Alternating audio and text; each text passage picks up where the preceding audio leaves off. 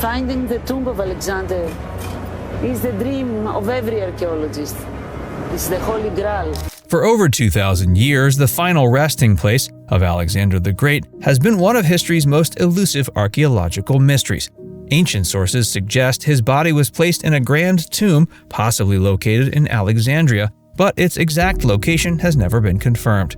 Despite numerous theories, excavations, and reported sightings, the tomb's whereabouts remain unknown.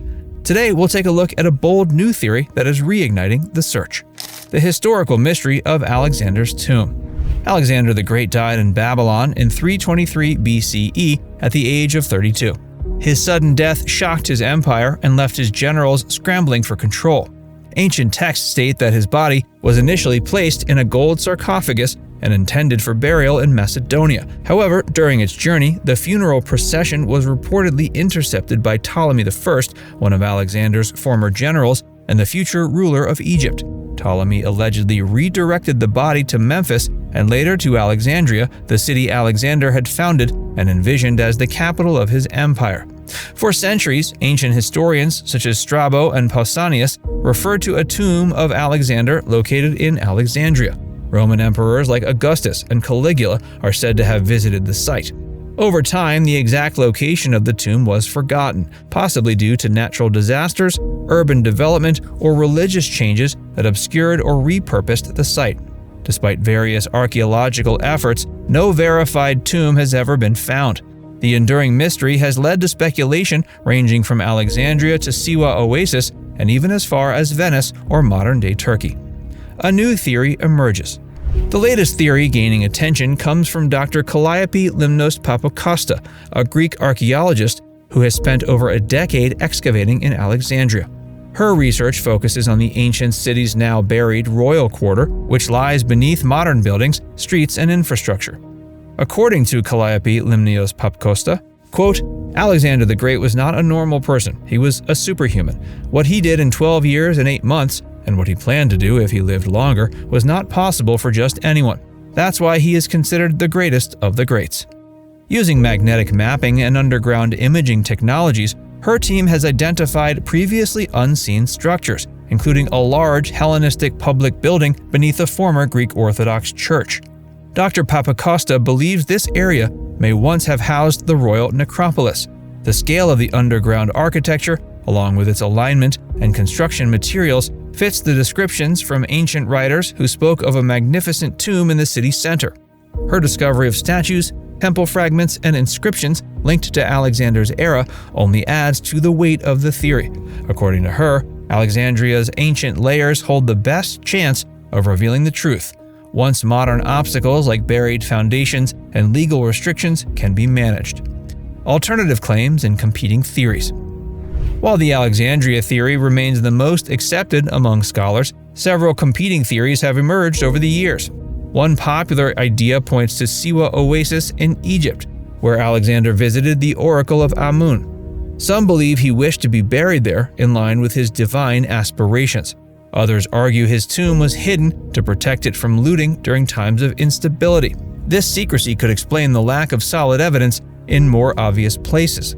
Still more controversial theories suggest the tomb was never in Egypt at all. A few historians claim Alexander's remains may have been taken back to Macedonia after all. Others propose that his body was destroyed, hidden, or reburied under Roman rule. In recent years, an amateur theory surfaced, claiming the remains might be located in Venice, Italy, and misidentified as those of St. Mark. Despite the variety of ideas, no physical evidence has ever been confirmed to directly link any of these alternative sites to Alexander. Most are based on second-hand accounts, unreliable translations, or interpretations of ancient texts with limited archaeological backing.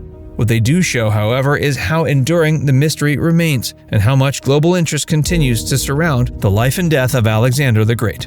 Why Alexandria remains the most likely site? Among all proposed locations, Alexandria continues to hold the strongest case. Ancient sources consistently mention the city as the final resting place of Alexander. Ptolemy I made Alexandria the cultural and political heart of his rule, and placing Alexander's tomb there would have added legitimacy to his claim over Egypt. Early writers like Strabo and Diodorus Siculus describe a sacred enclosure and even a glass coffin that housed Alexander's body, drawing pilgrims and emperors to the city for centuries. These accounts suggest the tomb was not only well known, but actively visited for hundreds of years after Alexander's death. The issue lies in the city's changing landscape. Earthquakes, coastal erosion, and centuries of urban construction have buried much of ancient Alexandria beneath layers of sediment and concrete. Entire sections of the classical city now lie beneath modern roads and buildings, making excavation extremely difficult. Still, archaeologists like Dr. Papakosta remain convinced that the royal quarter, now under part of the old city center, holds the key to solving the mystery. With modern technology capable of detecting anomalies below ground, hope for uncovering the tomb has never been higher, even if official digging remains limited by legal and logistical challenges. The political and cultural weight of a discovery. Uncovering Alexander's tomb would be one of the most significant archaeological discoveries in history. It would confirm or revise long-standing historical accounts and give scholars unprecedented insights into the Ptolemaic period, ancient Egyptian-Greek relations, and the ways in which Alexander's image was used to secure power. For Egypt, it would offer a new cultural landmark with massive historical and tourism value on par with the tomb of Tutankhamun. There's also the broader symbolic weight. Alexander was a rare figure who merged Eastern and Western traditions, Greek philosophy and Persian rule, ambition, and charisma. His tomb would not only be a historical relic, but also a monument to the cultural fusion he represented.